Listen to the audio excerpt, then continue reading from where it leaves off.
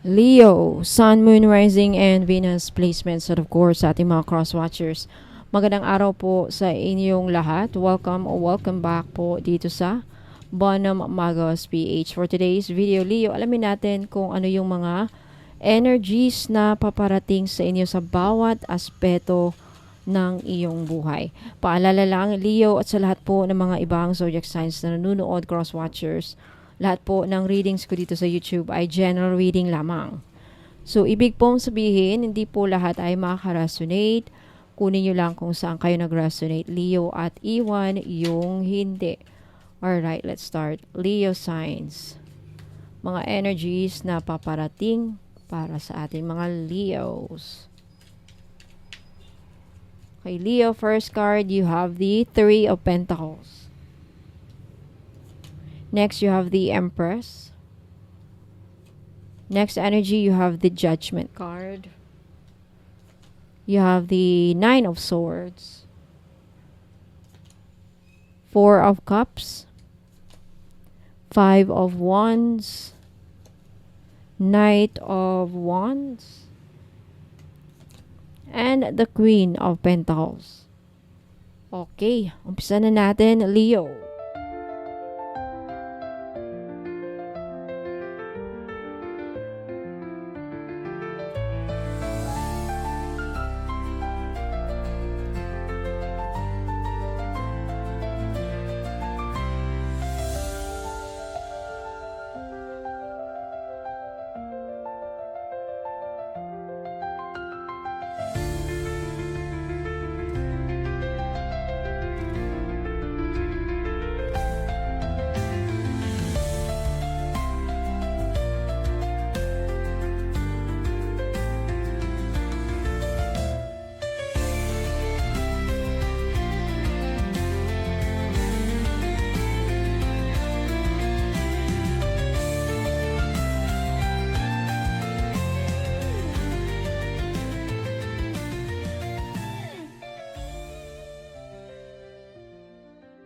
Okay, Leo, let's start with your love life or so relationship. You have the Empress card and the Four of Cups. Okay, Leo, may mainit at nurturing na energy na darating sa iyo pagdating sa pag-ibig. Ang Empress ay simbolo ng unconditional love, attraction at pagbubuo ng isang stable at emotional connection. Kung ikaw ay single, malaki ang tsansa na may taong lalapit o magpaparamdam sa iyo pero baka hindi mo agad ito mapansin o ma-appreciate ang presence niya kasi nakafocus ka sa past heartaches o baka nagdadalawang isip ka na magtiwala ulit. May possibility din na maging emotionally numb ka dahil paulit-ulit ka nang nasasaktan. Pero tandaan, Leo, ang universe ay hindi sumusuko sa pagbibigay ng tamang tao. Ang tanong, bukas ka pa ba? Kung may partner ka na, Leo, magandang panahon ito para i-revive ang intimacy at lambing. Pero beware, may isang party na maaaring makakaramdam ng kakulangan, either emotionally or physically. Hindi pa huli ang lahat para bawiin ito. Kailangan ng honest communication. Okay, so love is knocking. Ang tanong, Leo, pagbubuksan mo ba? O palagpasin mo na naman ito. Baka hindi mo lang nakikita, pero andyan ang taong gusto kang mahalin. Okay, punta tayo sa inyong kaperahan. Leo, for your finances, you have the Queen of Pentacles and the Nine of Swords. Okay, Leo, yung iba sa inyo may sense of overthinking at worry pagdating sa pera. So, maaaring lately parang dumadami ang gastusin o may iniisip kang utang, obligations o pinaplanong major investments like sa bahay, sa tuition ng mga anak, business, capital. Kasi the Nine of Swords suggests na hindi ka makatulog ng maayos dahil sa financial stress. Baka pati pagkilos mo sa araw-araw ay naapektuhan na ng anxiety mo. Pero ang Queen of Pentacles ay nagpapakita na may kakayahan kang ayusin at pagandahin muli ang daloy ng pera. You're someone who can build a stabilized resources. Basta maging wise lang sa spending at huwag padalos-dalos sa mga big decisions. May darating na pagkakataon na makakatulong para gumaan ang daloy ng pera mo, pero kailangan mong tumigil sa pagpanik at magsimula sa disiplina. Okay, maging matatag ka, Leo, sa financial habits mo. Iwas muna sa impulsive spending, tapos bawiin sa pag-budget at pag-prioritize, no? Kaya mo ito. Hindi ka sinabihan ng universe na maging Queen of Pentacles kung wala kang wealth wisdom sa puso mo. Okay, punta tayo sa inyong trabaho o career. You have the Three of Pentacles and the Five of Wands. Okay, sa career naman, Leo, sa mga ka-resonate lang po, makakaranas ka ng mixed energy. On one hand, may recognition and teamwork. On the other hand, may clashes of opinion o eternal competition. No? So, maraming mata ang nakatingin sa performance mo ngayon sa workplace mo. Pwedeng supervisors, kliyente, or colleagues. Maaring mapapansin ka dahil maayos kang magtrabaho at may dedikasyon ka. Pero kasama nito ang inggit at pressure. So, kilatisin at mag-ingat. The Five of Wands suggests na hindi lahat sa paligid mo ay genuine o totoo. May ilan na nagsiselos, may ilan na kinukumpara ka o sinusubok makipag-unahan sa iyo. Importante na hindi ka mawala sa alignment mo, Leo. Ipagpatuloy mo lang ang integrity mo. Huwag ka makisabay sa mga intriga. Kapag may tumataas, laging may hahatak pababa eh. Pero ikaw, stay grounded and focus. May reward ka darating kung may mga rewards na parating sa iyo kung patuloy mong gagalingan sa trabaho. Okay, punta tayo sa negosyo. Sa may mga negosyo dyan, you have the Knight of Wands and the Judgment. Okay, so Leo, kung may negosyo ka o plano mong magsimula ng negosyo, ito na ang wake-up call na kailangan mo. The Judgment card is calling you to evaluate your purpose. Ginagawa mo ba ito out of passion or out of pressure? Dahil ang Knight of Wands ay sobrang driven and passionate energy. Kaya kung ipagpapatuloy mo ang business journey mo with fire, makakakita ka ng growth. Pero beware rin sa pagiging impulsive. Baka may gusto kang i-launch na product o promo na hindi mo pa totally na pag-isipan. Ito yung reminder. Planuhin mo muna pero wag matakot ding sumubok. Okay. Pwede rin itong magpahiwatig ng pagbabalik ng isang luma mong idea o passion project na dapat mo nang seryosohin ngayon. Okay, be bold but wise. Hindi mo kailangan gawin perfect lahat bago ka magsimula. Pero siguraduhin mong may direction. Follow your fire dahil nandoon ang kita. O ipunta tayo sa inyong family aspect. And other relationship, you have the Empress card and the Five of Wands. Okay, mukhang may tension sa pamilya, sa loob ng tahanan. Sa makaka-resonate lang po, maaring ito ay nagmumula sa konting competition, misunderstanding, hindi pagkaunawaan o issue sa pagpapasya. No, so maaring may mga taong gustong laging sila ang masusunod habang ang iba ay hindi pinapakinggan. Pero ang role mo dito, Leo, bilang Empress ay maging center of peace and love. Ikaw ang posibleng glue ng family mo. Yung taong ginagalang at pinapakinggan. Kaya gamitin mo yung influence mo sa loob ng tahanan sa tamang paraan. Pero huwag mo ring akuin lahat ng bigat. Hindi mo kailangang isalba ang lahat kung hindi ka naman okay. Minsan, kailangan mong iwan muna ang usapan para lang manahimik at mag-heal. Ibalik ang pagmamahalan sa simpleng way, food, kwentuhan, lambing at tawanan. Okay, punta tayo sa inyong kalusugan. Leo, you have the Nine of Swords and the Four of Cups. Okay, may strong indication dito ng emotional exhaustion, Leo. So, maaring hindi ka man physically may sakit, pero mentally and emotionally drained ka na.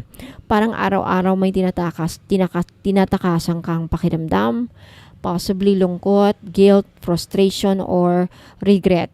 Yung katawan mo gusto nang magpahinga. pero yung isipan mo nag-overthink pa rin. Baka kasi hindi mo pa napaprocess ang emotions mo from past disappointments or pressure sa buhay. The Four of Cups shows na kahit andyan na ang tulong sa family, kaibigan, even divine help, hindi mo pa rin ito napapansin dahil nakafocus ka sa kung ano ang wala.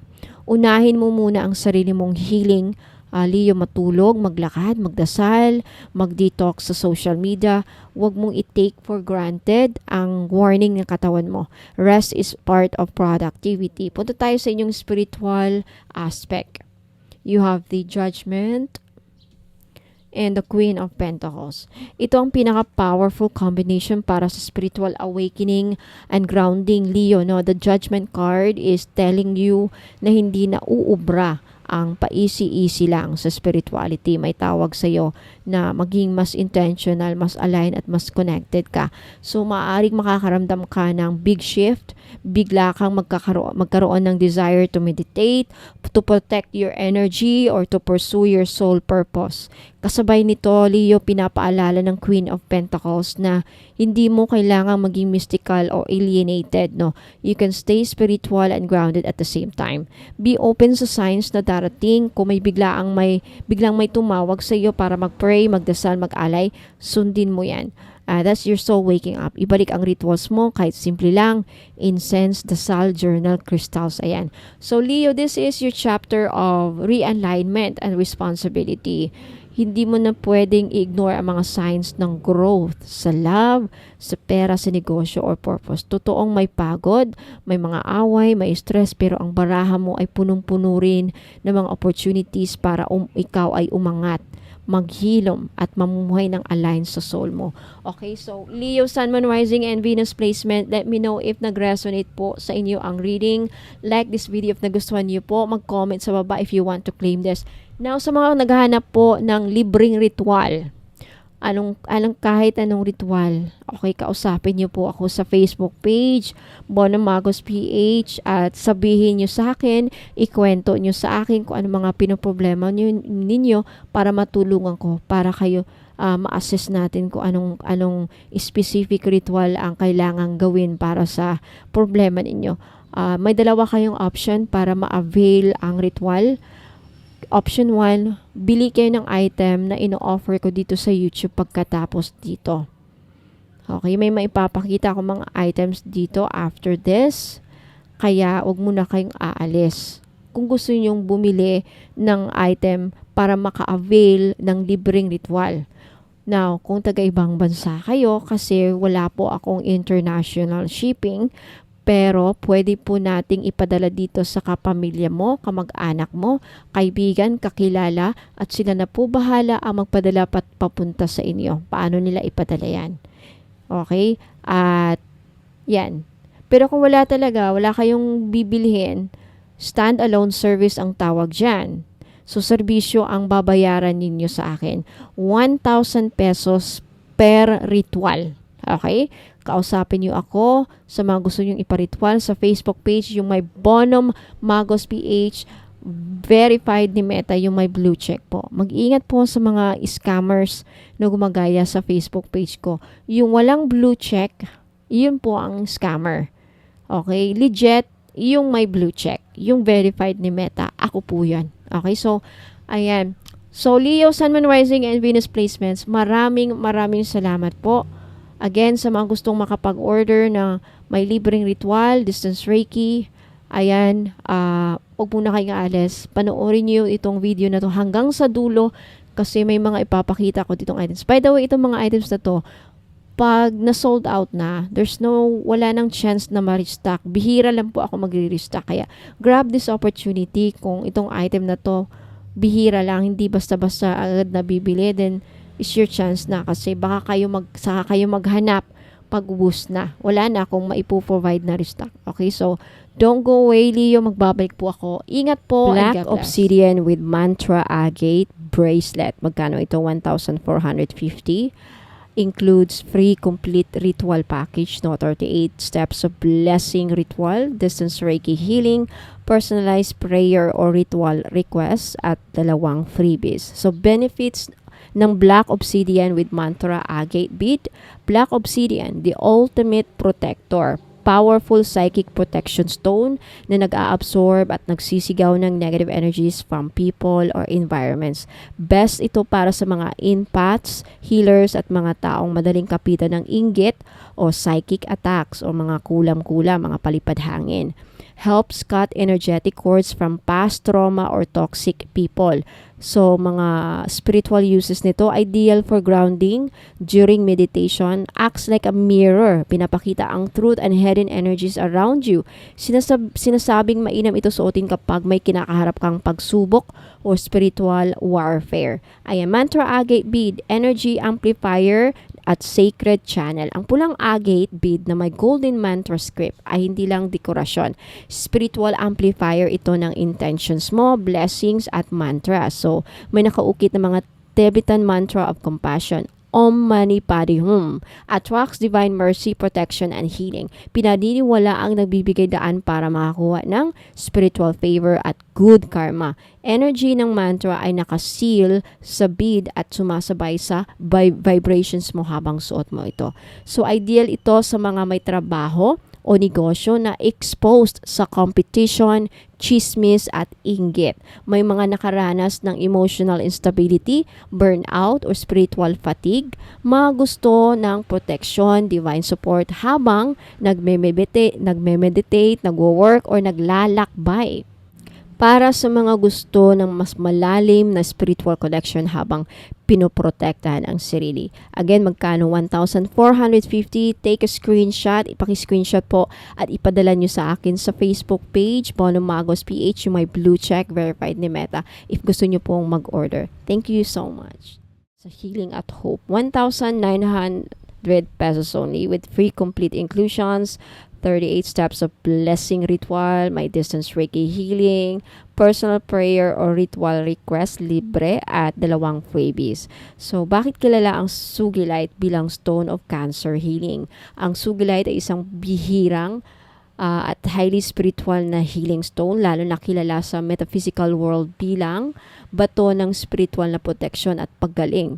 Energetic shield para sa may mga malalang karamdaman, lalo na cancer. So, pangunahing benepisyo ng Sugilite, cancer support and deep healing. Tinatawag itong healing stone for cancer dahil sinasabing tinutulungan nito ang katawan na i-relieve ang sakit, pagod at side effects ng chemotherapy.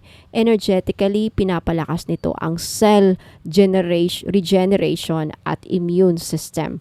May kakayahan daw itong magpadala ng violet ray healing energy para mapalakas ang loob ng may sakit.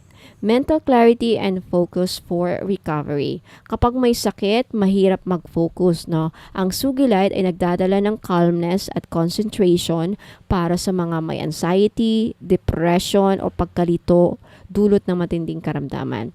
Emotional strength and divine comfort. Inaangat nito ang energy ng may sakit para hindi bumigay ang loob. Ramdam ang spiritual guidance mula sa divine kapag suot ito, parang yakap mula kay God sa panahon ng kahinaan. Energetic protection from negativity. Hindi lang katawan ang ina-attack ng sakit, minsan pati spiritual at emotional energy mo.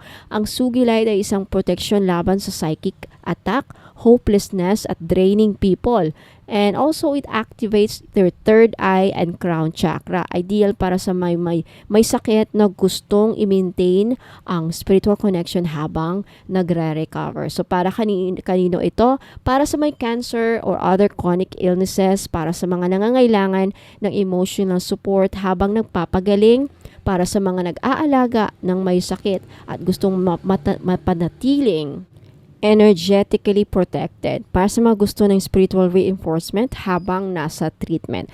Price is 1,900 pesos. May kasamang free inclusions at ritual work, no? So, message me, take a screenshot of this item at i-message nyo, ipadala nyo sa Facebook page ko, Bono Magos PH, yung may blue check, verified po ni Meta. Looking for the perfect spiritual gift or energy booster? Ito na ang sagot. Check out our crystal bracelet collection. My jade, fox charms, tissue, and mga rare gemstones combos na hindi mo basta-basta makikita. Pangregalo or pang self-love, perfect ang bawat piraso sa collection na ito. Lahat ng bracelets or items meron ako ay may complete spiritual inclusions. Kasama dito private reading, libre na. Libre na ang distance Reiki healing and mga ipaparitual ninyo. Pwede for love, money, protection, health, and success. At may freebies pa. Okay, visit my Facebook page, Pono Magos PH, to see the full collection at magtanong kung ano ang swak sa energy mo. So mga ka-Soul Tribe, if naghahanap kayo ng perfect na pangregalo sa loved ones ninyo o kaya naman pang self-love na spiritual gift, check this out. Ito ang ilan sa mga paborito kong bracelets from my personal collection. Okay? Lahat may spiritual energy work na kasama, kaya kung gusto mong mag-shop ng may meaning at may bisa, punta ka lang sa Facebook page ko, Pono Magos PH, and send me a message. Limited stocks lang ito, mga Soul Fam, kaya wag palampasin ang chance na ma-bless. Kaya kung gusto nyong makita ang full collection, mag-message lang po kayo sa akin sa Facebook page, Pono Magos PH, na may blue check, verified ni Meta, at ipapakita ko sa inyo ang lahat na available na crystal bracelet at iba-iba po ang prices bawat isa.